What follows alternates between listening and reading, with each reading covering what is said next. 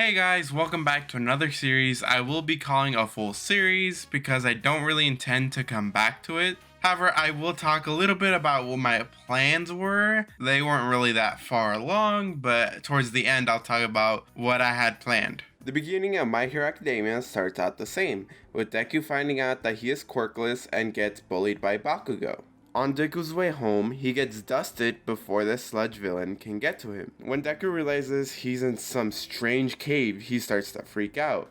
This is when a tiki head on the wall starts talking to him. He introduces himself as Gosei, the Guardian of Earth. He's brought him here because a great evil will soon reawaken. Gosei would proceed to tell him that lining the walls to the side of him are all the rangers that have come before him. Deku asks what happened to all of them, as last time he heard, they just disappeared. Gosei explains that back when quirks were first popping up, his mentor Zordon recruited 5 teenagers with attitude, and they fought off any, bad guys that would show up. As you know, there would be more ranger teams that would show up after this. For years, the rangers and other hero teams would keep the peace. That's how it was until one day a man in Japan began to rise in power. Every ranger that was around, they were sent to stop him, however each one was killed. This man now hides in the shadows and is known as All for One. Gosei goes on to explain that he will soon start to be active again. He's not sure when, but the Morphin Grid made him aware of it. That's why he's being chosen to become the new Green Ranger, because he's pure spirit and has met adversity in his life with great skill. Hey, in Mega Force, that's how Gosei chose his Red Ranger to be a ranger, and all the adversity he faced was like fighting water bottles and getting bullied once, so Gosei then would give him the legendary Morpher. I'll be skipping the Gosei Morpher because in the show it's ultimately useless. It gets outshadowed by the legendary Morpher, so there you go. Deku grabs the Morpher and tells him to slow down as this is a lot to take in. He thinks Gosei must have made some sort of mistake in choosing him. Unlike the past Rangers, he doesn't have a quirk. Gosei tells him that being a hero isn't about the powers. It's about doing the right thing when no one else will. Deku decides to take up the responsibility of becoming a Power Ranger, because I do think that Deku would want to become a pro hero by any means necessary, so with the power given to him, he can finally achieve his dream. Deku would then ask the obvious question, why didn't he bring anybody else to become a ranger? Gosei responds that there's too many talented heroes nowadays that more than one is unnecessary. He goes on to tell Deku that he should train and be ready to fight. They never know when All for One might show up. Gosei then teleports Deku back to the tunnel where he sees All Might finishing up the sludge villain. All Might tells him not to worry as he's already got the villain handled. He then hops over to the police station before Deku could even get a word in. Later that night, Deku gets access to the legendary Ranger database. Through this, he begins to study up on the history of all the past Ranger teams. This means he's essentially watching a supercut of every Power Ranger show. The next morning, Deku heads out to Dagobah Beach as he thinks that no one's going to be around to watch him morph, so it would be the perfect place to do it. Once he morphs into his new Power Ranger suit, he starts training with his new quote-unquote powers. About 2 months into his training, Gosei contacts him saying that if he's going to be training here, Deku should clean up the beach. He also goes on to tell him that Deku is now able to become a legendary ranger. By pressing a button on his belt, he will get a ranger key, and inserting said key into the Morpher will turn him into that ranger. Deku then goes ahead and does this, pulling out the green Mighty Morphin Ranger key. This would then turn him into the Green Mighty Morphin Power Ranger. Deku uses his new power to pick up a fridge and toss it a few dozen feet away. Gosei tells him to master these powers, and once he does, he'll have access to the legendary Megazords. Deku thinking that it'll be super cool to control a giant mech, he tells Gosei that he won't disappoint him. Why did I wait 2 months for Gosei to tell him all this? Because in the show, Gosei's a terrible mentor, so 2 months seems fitting. For the next 10 months, Deku is able to clean up the beach quite easily. However, he is only able to master 3 of these different rangers. So, 3 out of the who knows how many rangers exist. Which I'll explain later because right now we've got an entrance exam to get to. So, Deku still meets Uraraka and Tenya the same way, nothing would really change here. However, when it comes to the practical test, that's a different story. I do think that Deku is allowed to use his Morpher, as Aoyama is allowed to use his naval laser belt. So yeah, and if you guys think he's not, then this is where the what if would end. Anyways, when the test begins, Deku morphs into the Red Samurai Ranger. He turns his sword huge and starts ripping through some of the machines. Due to the limited time that he can stay morphed, he'd probably go through 2 more, Ranger forms before the test ended. Those forms being the White Wild Force Ranger and the Blue Ninja Storm Ranger. When Deku sees Uraraka under the robot rubble, he morphs into the Green Mighty Morphin Ranger and tries to help. But this is when the zero-pointer robot shows up. Deku pulls out the Dragon Dagger and plays it like a flute. This summons the Dragon Zord, and Deku jumps into it. The Dragon Zord and the zero-point robot start to duke it out. We get a good old-fashioned mecha fight, so yeah. The Dragon Zord uses its missile fingers and ultimately destroys the zero-pointer robot by drilling its tail into it. Once Deku defeats the robot, he realizes that the time should have already ran out. It's almost as if someone artificially extended the time. Deku then steps out of the Dragon Zord and accidentally slips off. But before he can hit the ground, Uraraka slaps him in the face and stops him from hitting the ground.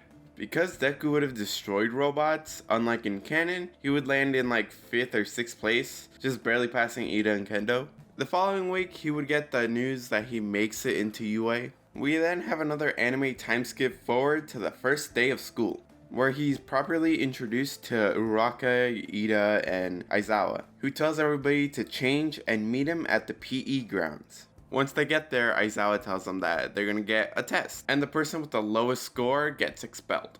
After some encouragement from Aizawa's threat, they begin with the 50-meter dash. The ranger that Deku would use is a Yellow Ranger from Operation Overdrive, being as she has super speed. Now, would he beat Bakugo? I doubt it. If anything, I'd say that they probably end up tying. This would piss off Bakugo because this quirkless rat was able to tie with him. He does attempt to attack Bakugo, but Aizawa does erase his quirk before he can. He tells Bakugo to focus on test or he'll be expelled right here, right now. As for the grip strength, he would use the Green Mystic Force Ranger, where he busts himself up, and yes, this is a real thing. I'd say he comes close to Shoji, but not quite there. As for the standing long jump, I'd probably say he turned into the Blue Overdrive Ranger, but I still think he'd land in the box. He'd also do great in the ball throw thanks to the Green Ranger form. Due to the fact that Deku does so well, Mineta would get expelled from UA. Because Mineta is getting kicked out, I'll be adding Shiozaki from Class B to Class A. I'll be adding her to Class A due to the fact that she scored 4th place in the entrance exam, so that's really only the reason. Also, I don't want to bring in Kendo because of what I'm about to do. The next morning, everybody's introduced to Mineta's replacement. I do think they would get along fine with Shiozaki, but they do find how religious she is a bit weird. There's also the fact that she's not a massive pervert like Mineta, so. After lunch, All Might burst into the class telling them that it's time for them to do some battle training. For the most part, Deku's hero costume would probably remain the same as when the Rangers morph. It always covers their clothes, so it's either that or he wears something basic like Todoroki. Now, due to the fact that these battles are picked at random, I'll be taking the plus Ultraman route and randomize the team and fights. Team 1 will be Ida and Tsuyu versus Toru and Shiozaki. I could see the battle going either way, but I'll give the win to Toru's team, because Shiozaki would be able to, incapacitate both Ida and Tsuyu while Toru gets the bomb. Now, if the roles were reversed, I'd definitely give it to Ida's team, but they have to play, villains, so. There's also the fact that Shiozaki can just move the missile away with her hair, so. The second set of teams is Kirishima and Aoyama versus Bakugo and Shoji. Do I really need to explain this one? Team Bakugo wins due to raw power. Okay, Kirishima's team could win, but you'd really have to reach for it. Maybe if they found a way to stall for time, they could win, but other than that, Team Bakugo takes the W on this one. The third set is Koda and Shoto versus Tokiyami and Sato. I'll actually give the win to Takuyami's team. I do think that they both have the strategy and the power to stop Shoto. As long as he doesn't flash freeze him or whatever he did, like in the anime. The second to last set of teams is Mina and Deku versus Sero and Oruka. This one would easily go to Deku's team, I say, because Mina's acid would allow her to melt any tape or rocks they throw her way. Deku similarly would have a lot of swords and blasters to do the same thing. After the battle training, All Might would suggest that if Deku's going to be using blasters, he should go visit Snipe, as currently Deku's skill with his blasters are very sloppy. So after school, Deku does go see Snipe and ask him to, help him be in a better shot. While Snipe does say that he's a little busy right now, he wouldn't mind teaching the kid a thing or two sometime later. With that, Deku goes home, but as he goes home, he's being watched from afar by Aoyama. Sometime later, Aizawa tells everybody to get into their costumes as they're going on a field trip of sorts. The beginning of the USJ arc starts out the same for the most part. Everything up until everybody gets separated by Kurogiri. Where everybody goes will stay the same, there's really no need to change that. Deku is sent to the flood zone with Tsuyu and Shirazaki. After Tsuyu saves them from being shark bait, each one of them explains their quirks and how they work. Deku tries to come up with some sort of plan to get them out of here. He tries to think of any ranger that could help him out. He does come up with one plan, but he's gonna need their help to do it. Both of the girls tell him that they've essentially got his back. Tsuyu gets a hold of both of them, and with the help of Shiozaki's hair, using it as more of a push to push him further out, Shiozaki would also use her vines to capture each of the villains and take them to shore, where Deku would morph into the yellow Dino Thunder Ranger and use the Sonic Scream to allow Tsuyu to use the opportunity to knock each one of them out. Now, due to the fact that they're on shore, Shiraki would probably notice them a lot quicker and, go to attack them. Deku tries to stop him from killing Tsuyu, but Nomu gets in the way. Nomu will then just toss him aside while Shiozaki is able to wrap vines around them and, save Tsuyu. Deku will then morph into the, green Mystic Force Ranger and use the buff form. He would try to fight the Nomu even if it's against his better judgment, but once the Nomu actually gets a hit in, it breaks the morph almost immediately. Deku would then turn into the blue Dino Thunder Ranger. Thanks to the hardened skin ability, this morph is able to take 2 more hits before All Might shows up, and things more or less go back to the way they were in canon. So, All Might saves the day, fights off Nomu, and the villains retreat. And that's where I'm going to leave it off for now. Just like in canon, the UA Sports Festival would get everybody pumped up to be able to show off what they can do. That same day, Uruka reveals her reason for wanting to become a hero. In terms of Deku and Ida's reaction, it doesn't change much, but since All Might has no real business with Deku, he doesn't separate the group. Later that same day, when Deku arrives home, he hears his mom state that someone is waiting for him in the living room. When he gets to his living room, he sees a robot who introduces himself as Alpha 6. He goes on to say that he served as an ally to some of the previous Ranger teams, and he was contacted by Gosei to come and help him. Deku, knowing it's best to get any kind of help he can get, he accepts his offer. Alpha 6 then turns to Inko and asks if he could stay here, and Inko says that he can stay here as long as he helps around the house. With that, Deku begins his training for the UA Sports Festival. Deku would spend his time at school training with Snipe, and I want to say that he would turn into one of the Wild West Rangers just to fit with Snipe's whole cowboy aesthetic. Then whenever Deku's home, Alpha would take his morpher and start, trying to improve it, and over the next 2 weeks, he is able to increase the time that he can stay, morphed in the legendary forms. He'd probably also start doing some physical training, because, he's gonna need it. Anyways, let's get to the sports festival. I forgot to put this in the initial recording, but I feel like the only way Deku would be allowed to get into the sports festival is if, he can't use any of the swords or, laser guns, whatever, that the Power Rangers use. So, yeah, if he uses it, he'd be disqualified. So, yeah, that's the only reason I could think that he'd be able to get into the sports festival. Otherwise, if you don't think so, then, he'd skip out on the sports festival. And unlike in canon, Todoroki doesn't declare war on Deku this time. I mean, he might hint at it, but I don't think Todoroki would see him as a threat. Anyways, let's move on to the first event, which is still the obstacle course, where Todoroki tries to freeze everybody. However, Deku and the other classmates are able to avoid it, because, they probably see it coming. The robots would be a bit trickier, as he would have to become the Green Mystic Force Ranger, and buff up, destroying a couple of the robots. which does slow him down a bit, but once he makes himself and the other is a clear path, Deku would morph into the red Dino Thunder Ranger, and with the super speed ability, he would be able to just barely catch up with Bakugo and Todoroki.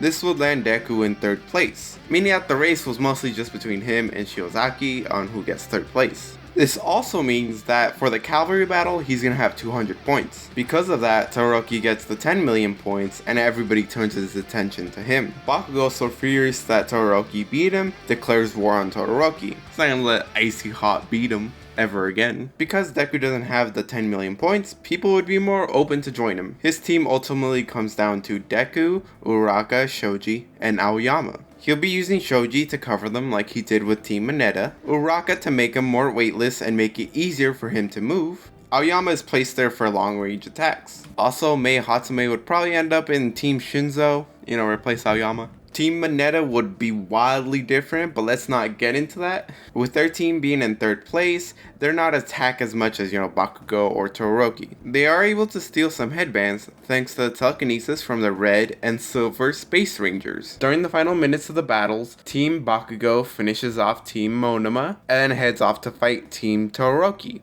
since they had the 10 million headband. Meanwhile, Deku says that they should go for the 10 million point headband. He says that while Bakugo distracts Todoroki, he'll just fly in and take the headband. Once Team Bakugo starts fighting with Team Todoroki, Deku morphs into the blue Overdrive Ranger. And thanks to the enhanced jump and Uraraka's, zero gravity, he's able to make the huge jump. Deku lands on his right side and takes 2 of the headbands. With the possibility that Deku might have the 10 million points, Bakugo flies after him, yelling at Deku that he's not gonna let some quirkless bastard just beat him. As Bakugo gets close to, taking away the headbands, he is shot out of the air by Aoyama's nasal laser. Just before Bakugo hits the ground, the time runs out. This means the top 4 teams are 1. Todoroki, because they would have probably kept that 10 million headband. 2. Team Deku, followed up by Team Bakugo. Number 4 is Team Shinzo. After the match, Deku walks back to that little waiting area that they have. On his way there, he sees both Bakugo and Todoroki giving him this death stare. From here, we can skip straight to the tournament. Just like in canon, Ojiro drops out, which means Tetsu Tetsu moves forward. Now, because the fights were randomized in canon, I'll be randomizing for this what if. The first fight is Bakugo versus Sero, and Bakugo would easily take the win. Now granted, Sero wouldn't lose as fast as he did against Todoroki, but Bakugo would still take the win. The second fight is Momo versus Shinzo, and I do think that Momo would take the win here, due to the fact that she is smarter than Deku, and I doubt she would reply to him after Ojiro said not to. The third fight is Tetsu Tetsu versus Mei, and I'm pretty sure it would just play out the same with her fight against Ida, so Tetsu Tetsu would take the win. The fourth fight is Todoroki versus Aoyama, and unfortunately Todoroki would take this one easy.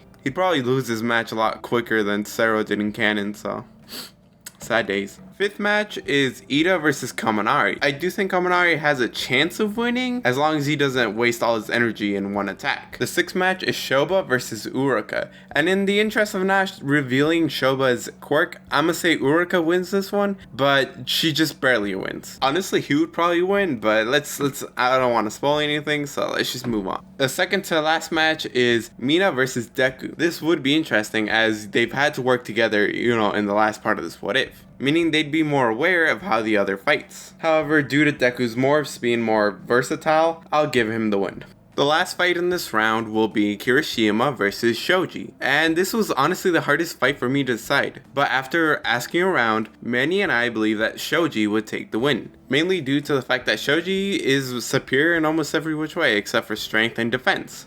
But if you think Kirishima would win, let me know down in the comments below and why. After this fight, it would lead us to the quarterfinals, where we have the first match, Bakugo versus Momo. I do think Bakugo would take this win, but I don't think it would be easy. Remember, Momo is the strongest one in the class, so she'd be able to at least hold her own somewhat. The next match is Tetsu Tetsu and Todoroki, and come on, Todoroki would take this one easily. Tetsu Tetsu might be able to break some of the ice, however, he still wouldn't be able to take the win. The third match will be Ida fighting one of his close friends, Uraraka. Before the match would begin, Deku would go and talk to both of them about what kind of strategies they could use. But since I ain't no tactician, I'm just gonna leave that to Deku.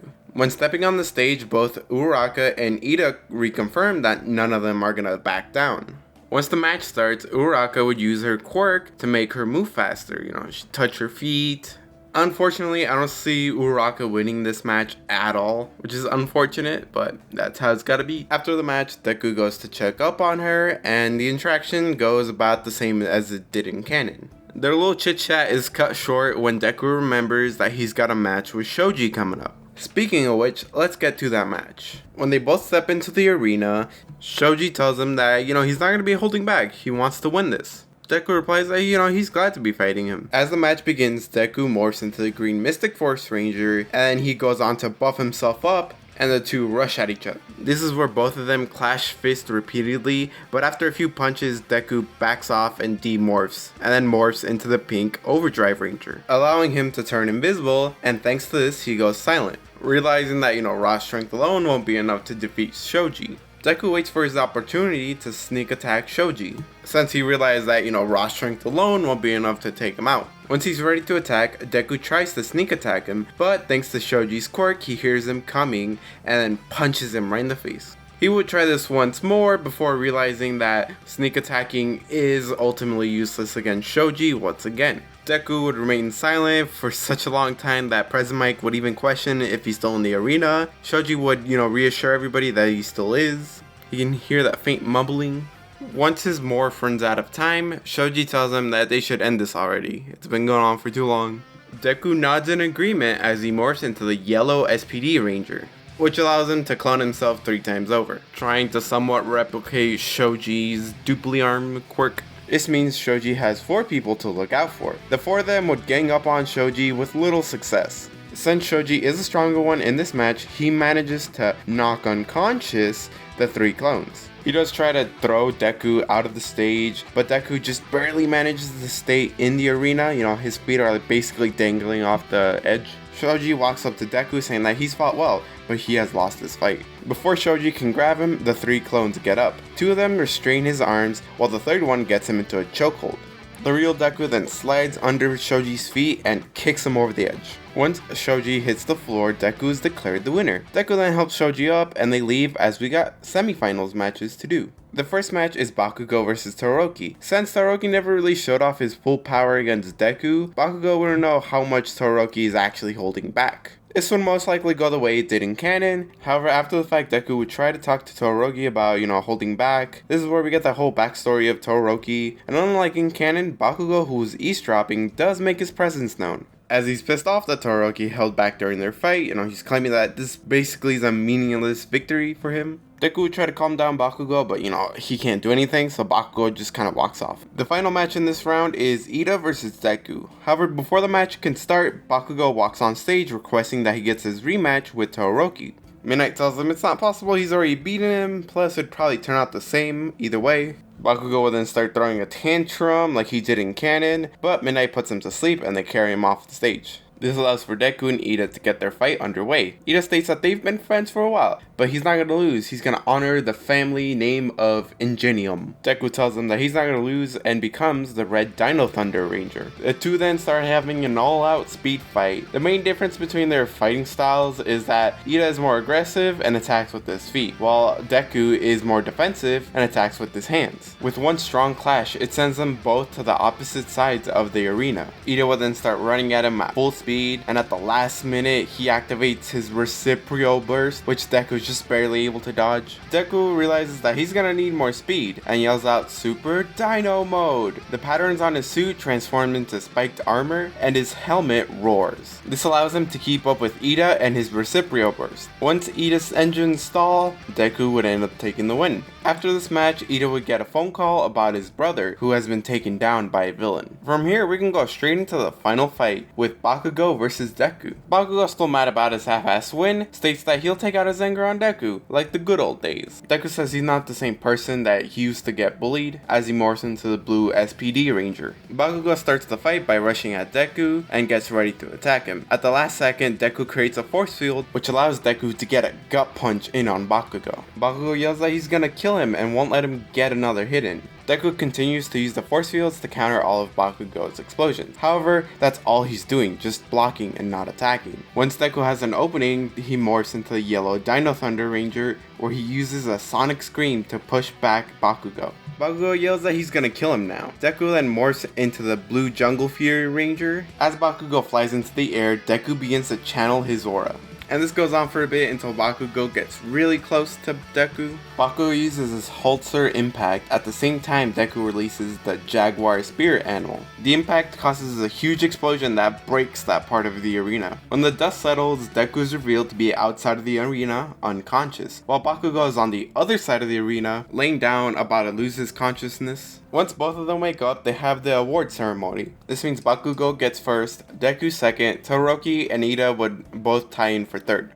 After the recovery girl sees that Deku is well enough to go home, he goes home. When arriving home, Inko and Alpha celebrate how far Deku got in the tournament. 2 days after the sports festival, Class 1A is all healed up. We see Deku making his way to school on a galaxy glider. Take your pick of which space ranger he uses, cause it doesn't really matter. Deku is still running to Ida, and after Ida lectures him about using his, ranger powers outside of school, Deku would go on to ask about his brother. Ida would be a little bit more open to Deku, however only enough to imply that he might do something. Not something concrete though. Later that day, the students get to pick their hero names. For the most part, nothing would change. However, Deku's new hero name would be Green Ranger Deku. Midnight would allow this hero name because, it fits his whole ranger thing. Plus, it's nothing like King Explosion murder, so. When it comes down to the internships, Deku would ultimately only get one request. One from a hero agency called SPD. Everybody else's internships would remain the same, except for Tokiyami, but that's a manga spoiler, so I'm not gonna go into it.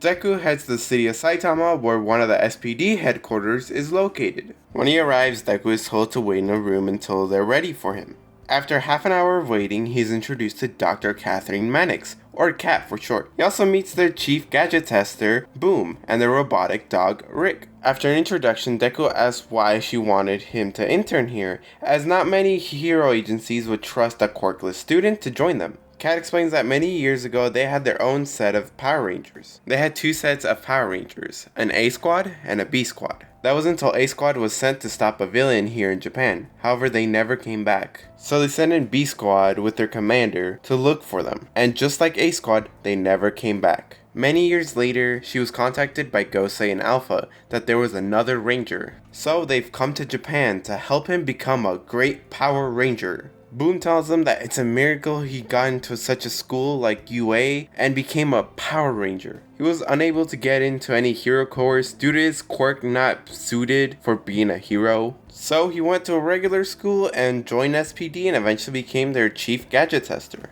He originally wanted to become one of their Power Rangers, but he failed the academy and he's now their chief gadget tester. He's even got his own design for his own Power Ranger suit. For the next 3 days or so, Deku would be training on the SPD training grounds, as well as spending time with Cat and Boom.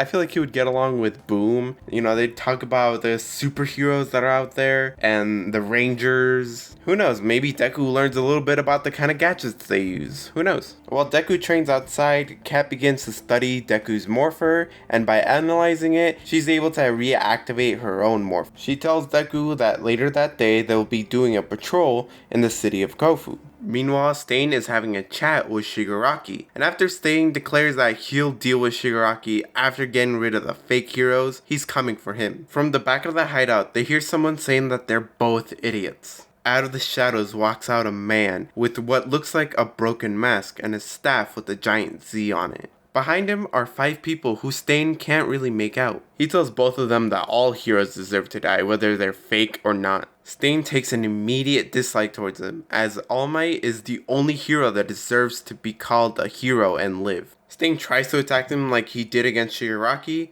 but the man just uses his staff to disarm Stain and pin him to the floor. He tells Kurogiri to send him back to whatever side of the road they picked him up from, or else he'll kill him right here and right now. Kurogiri not wanting him to kill Stain, since they do kinda need him, he sends him back to Hosu City. Meanwhile, back at the SPD headquarters, just like Kat said, later that day, Deku and Kat, as well as Rick, hop into the Delta Cruiser and make their way to Kofu. However, on their way there, they get a call from Boom saying that Hosu City is currently under attack by a group of those Nomu things, and they're pretty close by. Deku says that they should go and at least try to help guide the citizens out of trouble. But Kat says no, as those Nomu things are really powerful and could potentially kill them.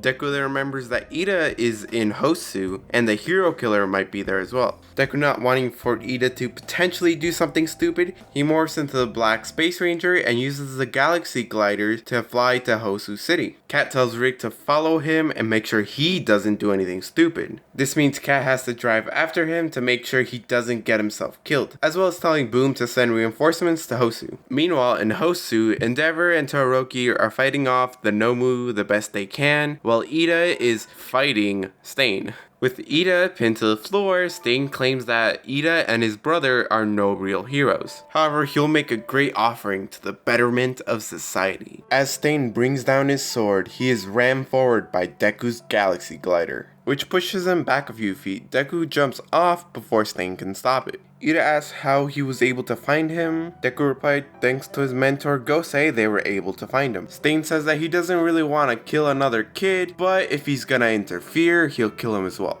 Ida yells to Deku to take that pro hero and get out of here, it's none of his business. Deku just gives a nervous smile and says that even if it's not, he's not gonna let Ida just throw away his life for no reason. Stain starts to rush at Deku as he quickly morphs into the Red Mighty Morphin Ranger. Deku is able to use the sword to clash with Stain, and they do clash a couple of times. Deku does manage to get a small cut on Stain's arm, but Stain being faster, he just kicks Deku aside, allowing him the opportunity to slash at Deku, which causes a few sparks to fly, but after hitting him again, it breaks the morph. Gosei contacts Deku to hold out for a bit longer. They're working on getting him and the other two out of there. Before Stain can strike again, he is rammed in the side by Rick. Deku quickly gets up and thanks the robotic dog as Kat shows up. Deku tells her that this is the hero killer and they need to get out of here now. Stain gets up saying that he's getting real tired of people interrupting him, especially when they're ramming into him. Kat then pulls out the Cat Morpher and morphs into the Cat Ranger. Deku pulls out his sword and gun, ready to face Stain. Rick stays behind them in order to protect the pro hero and Ida. Unfortunately, Stain has the upper hand on both of them with power and speed. Even when Ida joins the fight, he still got the upper hand. These three are able to hold their own against Stain, with Cat blinding Stain and the other two attacking. Using the pink SPD Ranger, he turns his body into the same material as Stain's swords, making it that much harder for Stain to get any sort of cuts in. He'd be using his arms to block Stain's attacks while the other two attack him. However, Stain manages to grab Deku by the helmet and toss him at Ida while he tries to kick him. So Ida nearly kicks Deku, both of them end up falling into the ground. Stain then quickly grabs Kat by the helmet and bashes her head repeatedly into a wall, which knocks her out. Deku watching all that go down, it angers him and he uses his sword to stab into Stain's body. This does get his attention and he turns around to punch Deku away. Ida then comes in with his reciprocal burst and kicks Deku's sword further into Stain's body and punctures one of Stain's lungs. After howling in pain, Stain uses his paralyzing bloodlust technique to stop the two young heroes. Stain approaches Deku as he pulls out one of his swords. Stain raises the sword above Deku's head and then brings it down. Stain then realizes that Deku has disappeared. He then turns around and sees that the others have disappeared as well. After realizing that they all disappeared, he pulls out the sword that's inside of his body. He says that he'll have to give this back to him someday, as Stain hobbles away. Meanwhile, over at the command center, Deku thanks Gosei for getting them out of there before Stain could kill any of them. Gosei says that he's happy to be of service, however, they all need to get to a hospital as soon as possible, as they've suffered a lot of injuries. After a bit of time, Gosei teleports them to Hoshu Hospital. This means that the Flying Nomu gets to live another day. The following day, Kat does chew out Deku for disobeying her orders, but she also thanks him for saving her and the others' lives. Ida would probably also do the same, chewing him out and thanking him for saving his life. The remaining days of the internship is spent at the SPD training grounds and going on night patrols with random heroes. Since Kat is a scientist, so I wouldn't imagine that she would be super happy about going on patrols all the time, but she also needs time to heal up. Before Deku leaves, he thanks Cat and Boom for taking care of him. Boom tells Deku not to give up on his dream of becoming a pro hero. He'll be here rooting for him. Cat tells him that they'll be staying here in Japan for a few months, so if he ever needs anything, they'll be here, just give him a call. She then hands him a box and tells him to only use this in case of emergency. When he arrives back to UA, the conversations go about the same. I'm pretty sure that the word would have gone around that Ida and Deku faced off against the hero killer. The big difference here is that Todoroki would walk up to Deku and Ida asking if they really did face off against the hero killer. After both of them confirming that they did fight him, Todoroki apologizes for not coming to help them. He and his dad were too busy dealing with the Nomu. Had he known that they were fighting the hero killer, he would have come to help. Both Deku and Ida would accept his apology, saying that the extra help would have been great, but it's okay, they survived regardless. Bakugo, overhearing this, he decides to boast about how had he faced off against the hero killer, there's no way they would have gotten away. Kirishima and the others would stand up for Deku and Ida because, saying that they tried their best and Bakugo alone might not even be enough. Aizawa then enters the class, telling everybody to take their seats. After everybody sits down, the class proceeds as normal. Later that day, All Might has them all suit up and meet him outside. As a follow-up to their internships, they will be doing a rescue training race. He splits them off into groups of 5. The first group consists of Sero, Mina, Ida, Ojiro, and Deku. Once it starts, Sero quickly takes the lead, as this quirk is perfect for swinging, kinda like another superhero we know. But as Sero is thinking how he's got this in the bag, a yellow streak goes flying past him and gets to All Might before anyone else. When Sero arrives, he sees Deku, who tells him that Sero's quirk is great for an area like this, but it's just easier to fly over it. Plus, he thinks that Bakugo will probably do something similar, flying with his explosive hands. Once the others arrive, All Might tells them that they all did great and are progressing as heroes by learning new ways of using their quirks. More so talking to the others than Deku. Since we never see the results of the other groups, I can't really change what happens there. The day then continues as normal, with Aizawa announcing that they're going to a summer training camp after the exams. Their studying and tests would change a little, as Deku suggests that they study as a group. Obviously, Bakugo, Kirishima, Ida, and probably Todoroki wouldn't study with them, but everybody else would be down to study together. Anyways, now we can move forward to the practical exams. The teacher and student matchups are the same except for Shiozaki taking Minetta's place. There are slight changes in some of the matches, such as Aoyama and Uruka actually having some teamwork, since they have worked together during the UA Sports Festival, and I feel like Aoyama would probably ask her if she liked Deku sometime after they were done studying. So they don't win the exact same way, but they still get the job done. Sero and Shiozaki would take the win because Shiozaki can just extend her hair and use it as a fan to blow away Midnight's little dust thing. And then from there, Sero or Shiozaki could just wrap up Midnight and they can cross through the finish line. Ida and Ojiro's fight would just take place a little bit faster. Now onto Bakugo and Deku's fight with All Might. Like in canon, Deku and Bakugo would start out arguing about their plans right off the bat. They would have almost gone into a full fight if it weren't for All Might intervening. All Might bursts towards them, and Deku's first instinct is to just jump away. All Might then grabs Bakugo by the face and slams him into the ground. Once he slams Bakugo down, he jumps up, asking, "Where are you going, Midoriya?" before he sends him flying down with a punch. He then lands in front of them, asking if it really just took one punch to bring them both down. Bakugo stands up, ready to fight again, trying a few of his explosions right at All Might's face. But All Might gut punches Bakugo, causing him to throw up and fly back into a building. Deku takes this opportunity to morph into the Black Dino Thunder Ranger and turn invisible, allowing Deku to get away and find Bakugo before All Might can. He drags Bakugo as far as he can. He then tries to explain his plan again, that they should go for the exit rather than taking All Might head on. They start having the same argument that they had before they ran into All Might. Deku then realizes that Bakugo would rather die than run away and win. So he decides to play by Bakugo's rules, which pleases Bakugo but also pisses him off as he's gotta work with him now. He goes on to explain his plan to Bakugo. Meanwhile, All Might is running down the street searching for them. Deku then appears behind him and shoots him with his blaster, trying to get All Might's attention. He then as quickly runs back into the alleyway before All Might can turn around. All Might follows him in there, but Deku disappears. All Might then proceeds to throw one of those big punches to push away all the trash. He wants to make sure that they're not hiding behind the trash. Once he realizes that there's no one there, 3 people fall on top of him. These three are Deku's clones, and they're trying to hold him back. All Might just gives a smirk to all three of them and does his Oklahoma smash. This sends the clones flying in each direction. While All Might is still spinning, Bakugo and the real Deku jump down. Bakugo aims his gauntlets at All Might, with Deku pulling both of the pins. This unleashes two giant explosions that hit an unguarded All Might directly. In canon, one of these blasts was actually enough to hurt All Might just a bit, so two of them would deal double the damage. Deku, thinking fast, runs towards him and pulls out the handcuffs, but All Might's too fast for him and grabs his arm. He uses Deku's body to break Bakugo's gauntlets. He then moves behind Bakugo and hurls Deku at him, sending them both into the main street. Deku struggles to get up and Bakugo takes note of it. He tells Deku to get out of here. If he really is that hurt that he can't even stand up, then he's just useless in the fight and will get in his way.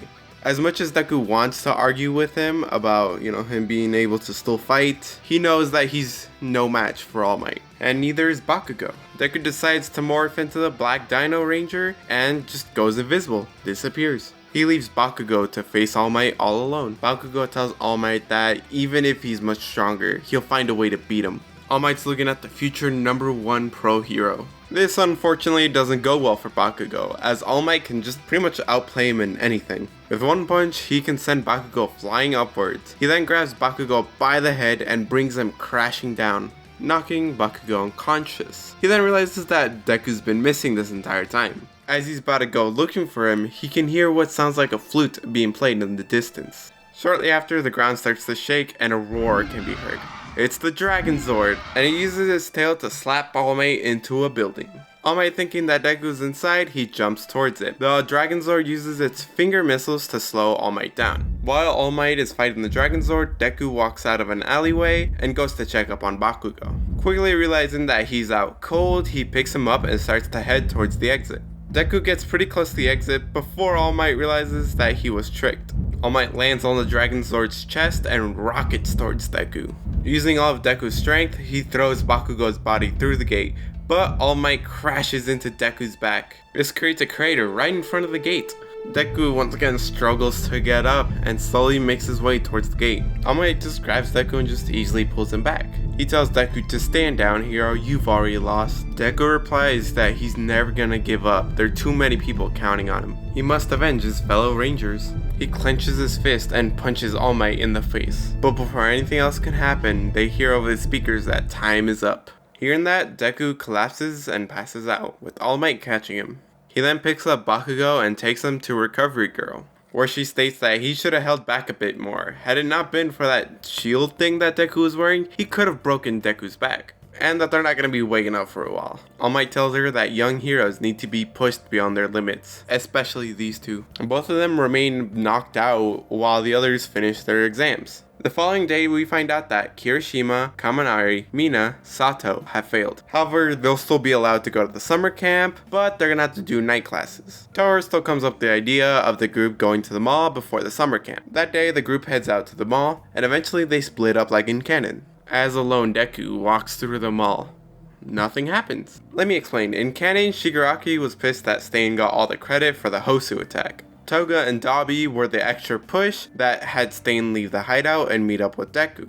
In this timeline, not only did Stain not get the credit, if anything, the credit would have gone to the League because of the Nomus, attacking. But we also don't have Dabi, Toga, and Spinner join the League just yet. Anyways, with Shigaraki not showing up, Deku and Uruka would probably end up spending some more awkward time together. And that's really just about it. Once the UA students are let go for their summer break, Deku gets a phone call from Kat. She asks if he wants to come with her to Island.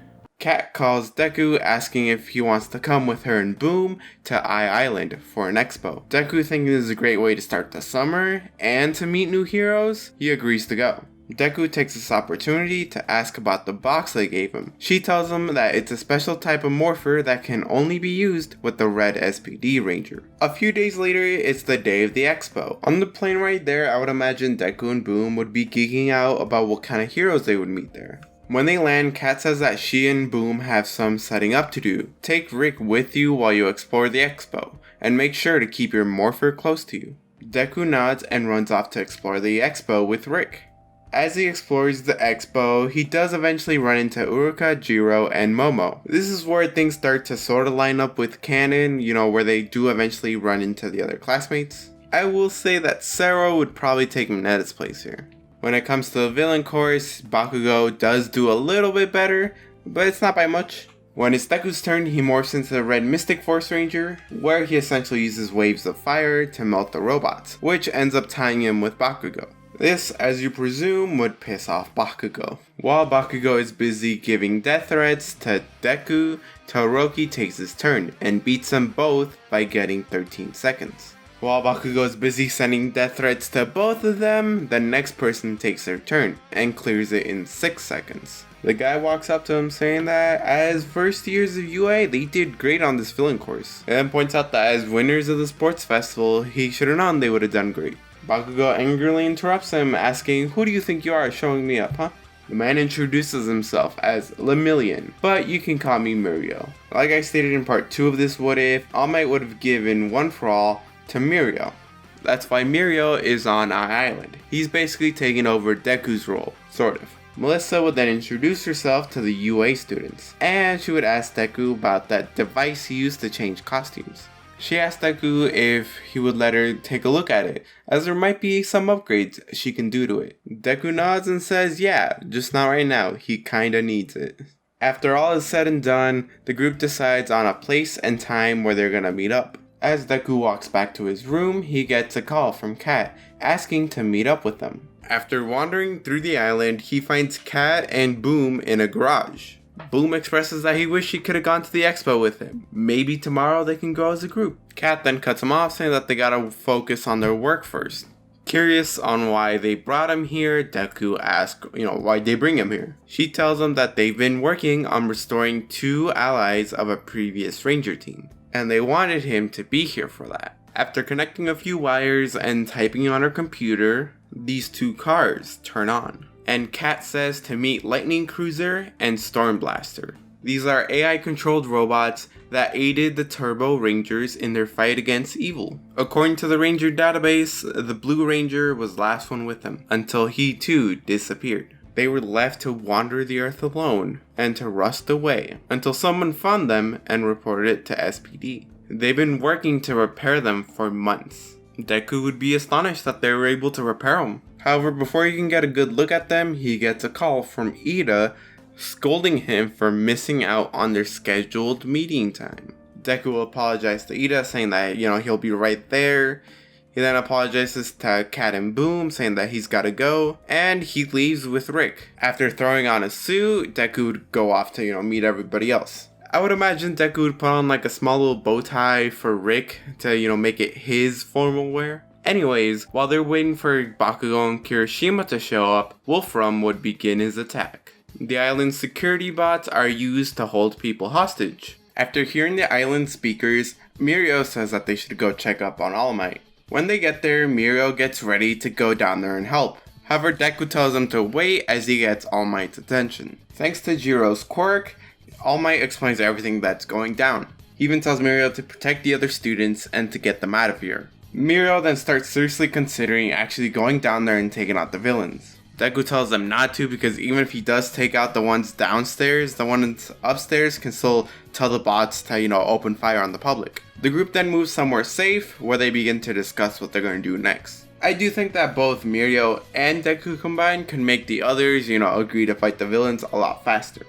After everybody agrees to fight alongside them, they head out to take back the tower. The only reason Mirio doesn't get ahead of them is because he made the promise to All Might that he would protect the underclassmen. They would eventually run into Bakugo and Kirishima, who are fighting the 2 dudes they were fighting in canon. Mirio tells everybody to go on without him, he'll deal with these 2 on his own. Todoroki then creates a pillar of ice that lets him get out of there. When it comes to the patrol robots, I feel like Bakugo would probably end up blowing some of them up. This would start kind of a domino effect where everybody else would destroy them as well. However, due to some of them having stamina issues because of their quirks, they are forced to stay behind and rest. The remaining students continue to ascend through the tower. And because Bakugo is still with him, I feel like they'd be able to easily get past the wind turbine part. Like, Bakugo can have 2 people grab onto his legs, while Uraka combines her zero gravity quirk on them to make them, weightless. After Bakugo blasts a hole in the wall, they run into Sword Kill. Kirishima uses his quirk to block all of Sword Kill's attacks. He tells the rest of his friends to leave without him, as you know he can take on this sword hand guy. The rest of the students fight off more minions before arriving at the vault that David's in. This is where David admits that he's been doing all this because All Might is losing his powers. This is the first time in this timeline that Deku and the 4 others find out that All Might is losing his powers. After David says that the villains are supposed to be fake, Wolfram makes his grand entrance by using his quirk to restrain Bakugo, Deku, and Todoroki. After explaining his plans to mass produce the quirk amplification device, Melissa begs Wolfram not to take her father, but he just threatens to kill her. Bakugo is able to break free of his restraints and attack Wolfram. However, Wolfram is able to block his attack with a few steel beams. Uraraka tells Melissa that they should go fix the security systems, while Wolfram is distracted. Todoroki then breaks out of his restraints and helps Deku get out of his. The 3 then surround Wolfram and get ready to fight him. However, Wolfram pulls out a gun and puts it to David's head. He tells the young heroes that if any of them get close or even think about fighting him, he'll put one through David's head. Over the speakers, they can hear that the security system has returned to normal. Wolfram realizes that this means All Might will be on his way up any minute, so he throws David aside and puts on the quirk amplification device. With this new increase in power, Wolfram begins to rip apart the top of the tower. He then creates a giant cube of metal. As he aims it at them, he says that it's their turn to die. The 3 of them brace themselves as Wolfram throws it at them. But before it can hit them, 2 figures burst out of the ground, yelling out, "Detroit Smash!" All Might and Mirio have arrived, and they destroy the giant cube of metal. All Might simply tells the young heroes that everything's gonna be okay because I am here. While Mirio simply apologizes that he couldn't get here earlier, those security bots were relentless and didn't stop coming. Wolfram tries to surprise them by throwing a bunch of metal at them, but the group of heroes is easily able to deflect all the metal. The other set of students that were left behind finally arrive, but since they can't do much, they're just kind of spectators. All Might tries to go for Wolfram directly, but he gets tied up in a bunch of wires and he gets choked. Wolfram then explains that he got his second quirk from All For One. Meanwhile, on a pile of debris, 2 Kurogiri portals open up. Out of one of them, Thrax steps out, and the other one has 2 of Wolfram's henchmen fall out. Thrax says it's a shame that Ranger's still alive, but I can change that. He raises his staff into the air and says, "Make them grow!" As lightning strikes the henchmen, they begin to grow and mutate. Deku notices Thrax, and they make eye contact for a split second before Thrax goes back through the portal. Daigo then jumps into the air and comes crashing down between the 4 heroes, splitting them up. Sword Kill then comes in, slashing at Deku and Todoroki. He is strong enough to easily slash through Todoroki's ice. Deku yells at Todoroki that he needs to use both of his quirks or else they could possibly die. Mirio points out that this guy somehow returned bigger and stronger. Because of this, both Mirio and Bakugo have a really hard time trying to take him out. Daigo is strong enough to break apart the ground that Melissa and David are standing on, causing them to fall off the tower. Deku instinctively jumps off the tower to try and save them, but he didn't really think about how he was going to save them. As they quickly approach the ground, they are saved by Lightning Cruiser, who, for those who don't know, has a flight mode, which lets him fly.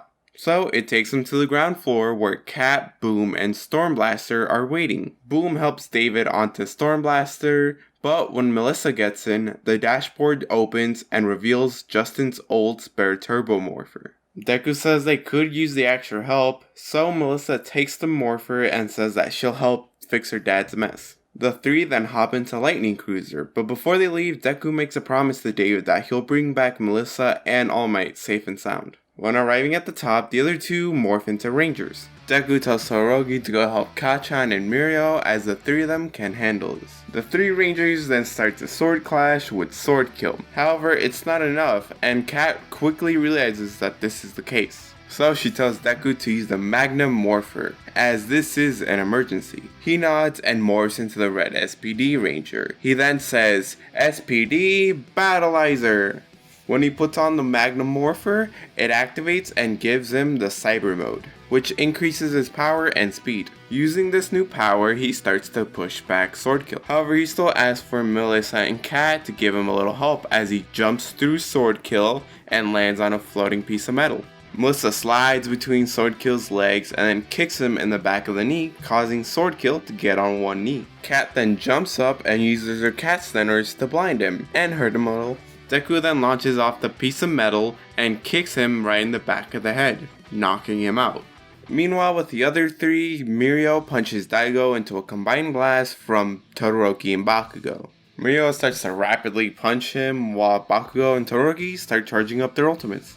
Bakugo unleashes his Howitzer Impact, I forget how you pronounce that, while Todoroki unleashes a giant fire blast. Combine that with one good punch from Mirio and they finally take out Daigo. But before they can celebrate, a painful yell can be heard throughout the sky. They look up and see All Might in his skinny form. Wolfram states that this device has given him the power to defeat the #1 pro hero. He throws All Might aside as he states that he's unstoppable. Melissa jumps up to catch All Might, while Cat tells Deku and Mirio to go stop that guy, as Wolfram sends down a barrage of metals. Bakugo and Todoroki would move to protect the others, while Deku and Mirio agree to fight Wolfram. Deku, knowing that he's gonna need the extra power to keep up with Mirio, he decides to merge with Rick, gain his second mode. Thanks to Red's SPD's powers, he's able to phase through objects, just like Mirio. So while Deku is able to fly through everything that Wolfram is throwing at him, Mirio would be using that stuff to get closer and build up speed. Wolfram would try to protect himself with the wall of steel, but Deku and Mirio can just phase through it.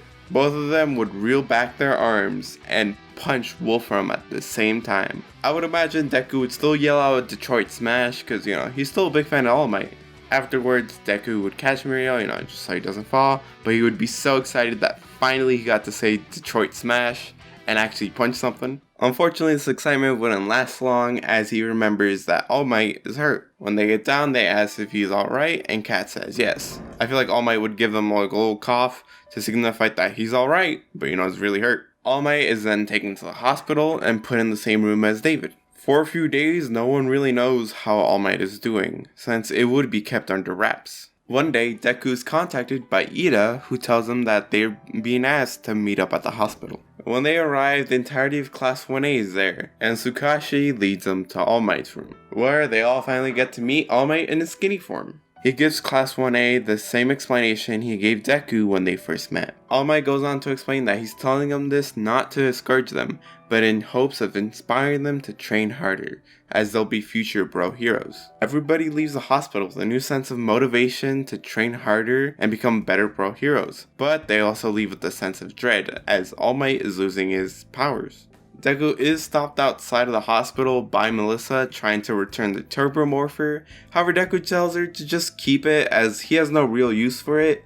She can keep it in case her or her dad ever get in trouble, they can fight. Not long after, Deku gets his stuff ready as he's about to go off to the summer camp. Once they get off the bus, Class A meets part of the Wild Pussycats. After Pixie Bob throws everybody off the cliff, Mandalay says that they have 3 hours to get to the camp. After Bakugo, Ida, and Todoroki destroy the first dirt monster, more start to appear, and Deku realizes how they can cut down on their travel time, as well as not having to deal with the monsters. He morphs into the green Mystic Force Ranger, and calls upon the Mystic Minotaur. Deku himself becomes a giant Minotaur with a battle axe. He then picks up his classmates in one hand and begins to carry them towards the camp. Pixie Bob, not to be outdone, she starts to create bigger monsters and have them grow wings so they can attack the students from above, while some of the other monsters climb up Deku's legs to slow him down. This does serve to slow Deku down, but thanks to the other students, they start to take down some of the monsters. Students like Bakugo, Todoroki, Aoyama, and Momo can take out the flying monsters, while Sero and Shiozaki use their quirks to lower down the other students with more physical quirks to take out the monsters that are climbing up. They make about half of the way there before Deku runs out of time, so they're forced to go on foot the rest of the way there.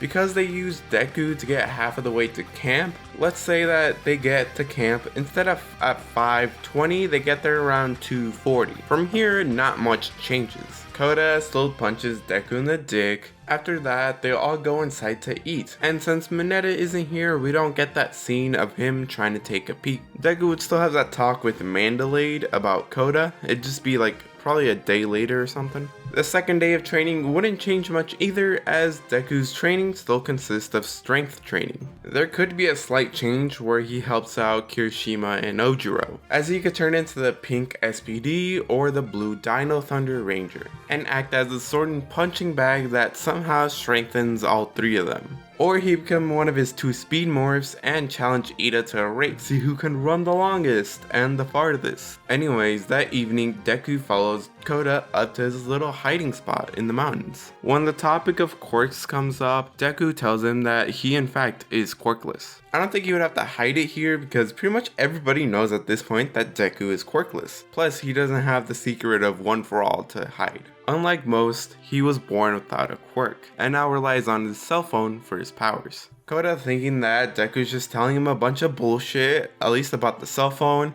tells him to leave him alone. As Deku leaves, Koda thinks to himself that if Deku was telling the truth, then he's even stupider than he thought. He's gonna get himself killed. The third day of training, it doesn't really change because all they really do is train. However, that night, the Wild Pussycats decide to do the test of courage. I will be changing the team slightly because, alternate universe, alternate outcome. Since Dabi isn't part of the league yet, he doesn't start the fire, but Mustard still lets out that poisonous gas. While Ojiro and Jiro walk through the forest, they end up running into Magnum. So instead of Uraka and Sui running into Toga, it's Ojiro, Jiro, and Magnum. Meanwhile, back with the main group, Pixie Bob gets taken down by a stain. Another stain shows up and tries to slash at Mandalay, but she's able to dodge in time that she only gets part of her clothes ripped. Both stains quickly notice Deku and Ida. In sync, they say, "I'll deal with you two later, after I've dealt with these fake heroes." The stain holding down Pixie Bob tries to stab her with his knife, but Tiger punches him away. Deku then remembers that Koda is probably up in his little hiding spot. He tells Mandalay the direction that Koda is in before morphing and running away. After Deku runs off, Mandalay tells the remaining students to head back to camp where Aizawa is. Before they leave, Ida tells them exactly how Stain's quirk works, meaning that Mandalay and Tiger's fight with the Stains are mostly just dodging and throwing well-placed punches. Meanwhile, on the cliffside, Deku just barely manages to save Koda. Deku holding Koda tells him not to worry because he's here to save him. Even with Deku's super speed, he still gets outsped by Muscular. And with one well-placed punch, Muscular breaks Deku's arm. As Deku's recovering from that attack, Muscular still asks if he knows who Bakugo is, before going to attack him again.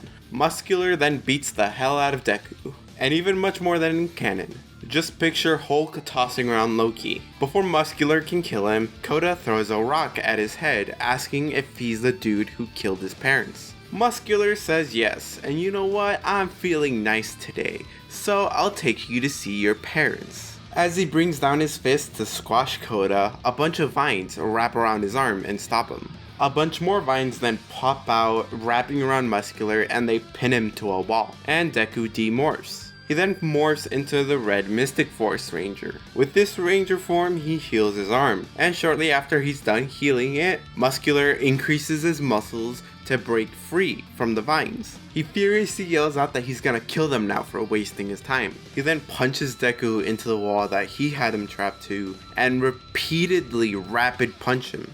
Koda splashes a little water on Muscular long enough to distract him for Deku to get on his feet and zoom past Muscular. He picks up Koda and tries to get out of there. However, Muscular won't let them go that easily. Deku decides that one of them has to get away, and obviously that one has to be Koda. So he quickly morphs into the yellow SPD Ranger. He splits apart, and even with 3 people trying to fight him and 1 trying to get away, Muscular can still handle them pretty easily. One of the clones actually manages to grab Koda and actually get away. This leaves the actual Deku and 2 clones to distract Muscular. And when I say distract, I mean get tossed around like a ragdoll. The clone and Koda are able to get pretty far away before running into Aizawa. So Deku hands Koda over to him and tells him that the villains are here for Bakugo. He then asks Aizawa for help because he's currently fighting a villain on the cliff. Before Aizawa can even respond, Deku keels over and says, "I don't feel so good, Mr. Aizawa," before he fades away. Aizawa seems a bit confused on what to do next, but after looking at Koda, he decides to go warn the other students before helping Deku. It's better to save the many than the few. Meanwhile, over at the mountain, Deku stands there injured with his helmet broken and his fist raised up, ready to fight. He goes on to tell Muscular that he's gonna save everybody no matter what, and he's gonna go on to become the greatest hero like All Might. Muscular scoffs when he hears All Might and tells Deku that he's had enough playtime. It's time to kill you. He rushes over to the weakened Deku and grabs him by the neck and begins to squeeze. Soon enough, Deku isn't able to breathe and he blacks out. But before Muscular can actually kill him, a feminine voice on top of the cliff says to drop the kid. Muscular replies that he doesn't have to listen to her. She says that's an order from Thrax, as this boy is his ranger to kill, not anybody else's. Muscular sighs in disappointment and throws Deku aside. He says that there's a bunch of kids down there anyways, he'll have his fun with them. The other person then jumps down and grabs a hold of Deku. They call him a poor excuse for a ranger before dragging Deku into a Kurogiri portal. Not long after these events, Mustard gets beaten up by Kendo and Tetsu. Todoroki and Bakugo are still facing off against Moonfish, trying their best not to get killed. Todoroki says that they should leave before they actually get killed, however Bakugo tells them to shut up because the only one dying here is him, now stay out of my way. He proceeds to attack Moonfish with Todoroki providing cover for him. However, as Bakugo makes it right to Moonfish's face, someone comes in flying behind him, touching his back, causing Bakugo to turn into a marble. It's Mr. Compress, and he says that he'll be taking him as he's no longer a resource for good. On the other side of the forest, Aizawa ends up running into Muscular, preventing him from killing any of the students. Thanks to his quirk, Aizawa is able to stop Muscular from, pulling out his muscles, and manages him to tie him up with his scarf. However, as Aizawa is trying to get more information out of him, a second Muscular shows up holding Stain. The second Muscular knocks Aizawa away and frees the first one. The clone says that their job here is done, so they need to go. Despite how much Muscular wants to kill the pro hero, the clone tells him that he can't kill more people if he stays here and goes to prison. So Muscular hesitantly kicks up dirt and temporarily blinds Aizawa, allowing them to escape. As they're running away, Stain is yelling about how he's gonna kill Eraserhead next time they meet. 15 minutes after the villains escape, rescue workers and more heroes show up. Unlike in canon, only 2 heroes are arrested this time around, Mustard and Moonfish. I only say Moonfish because he's kinda insane, so I doubt he'd leave. Because Bakugo was taken, Todoroki would have been left alone to face Moonfish, and because of that, he would have came out with the most injuries. He does defeat Moonfish after enclosing Kosei and ice to protect him. Todoroki, in order to stop Moonfish, used his heat wave on him, nearly frying him to a crisp. Using the last of his energy, he thaws out Kosei and brings him back to camp. Much later, Class 1A goes to visit Todoroki in the hospital. When everybody enters, he asks where the rest of the class is. Ida informs him that Jiro and Hagakure are still unconscious while Momo is being treated for her head wound.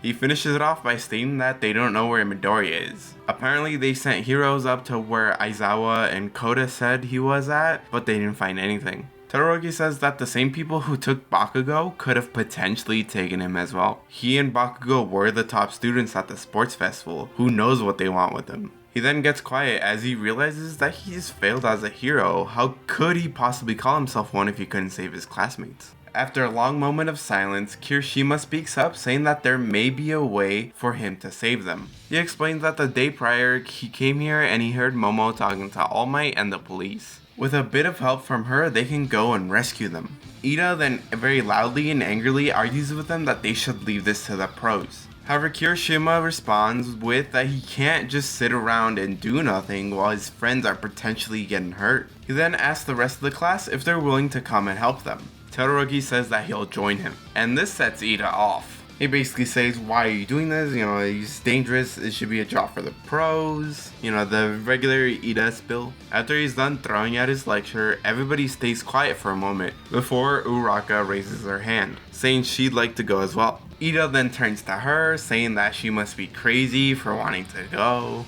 Uraka responds that even though she knows that this is a job for the pros, she feels like if any of them were taken, Deku would come to rescue them, so. Kirishima then once again asks the rest of the class if they're willing to come. However, no one says anything. Aoyama thinks of raising his hand, but doesn't. And before they can continue their talk, a doctor interrupts them, forcing Class 1A to leave. Later that night, the team meets up at the entrance to the hospital, and much like in canon, Ida joins them to save Deku and Bakugo.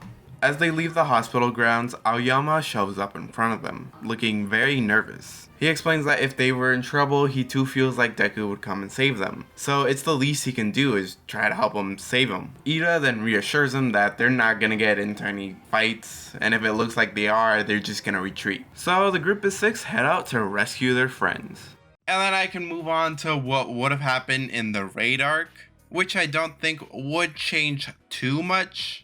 So what I was gonna have was the A squad from SPD be revealed to be the ones who took Deku. It was gonna be revealed that the A squad from SPD managed to get their hands on Deku's morpher and copy the same kind of morphing technology. That way later on when they create the Paranormal Liberation Front, the A squad has access to pretty much every ranger that Deku has. That way we have more rangers show up, just because I thought it'd be really cool. They'd probably become like the psycho rangers of their universe or something like that. Anyways, that whole arc would have concluded with Stain turning his back on the League of Villains as he doesn't want All Might dead.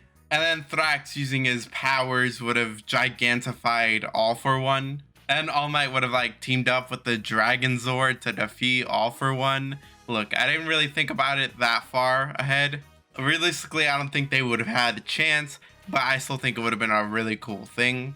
I didn't have anything planned for the provisional hero license exam, and after this is when I really did fall off of my hero, so I don't really know what else could be done. So if you guys have any ideas of what would have actually happened afterwards, let me know. Anyways, that's been enough for me. I'll see you guys when I see you. Remember to leave a like, comment, subscribe, and I'll see you guys later.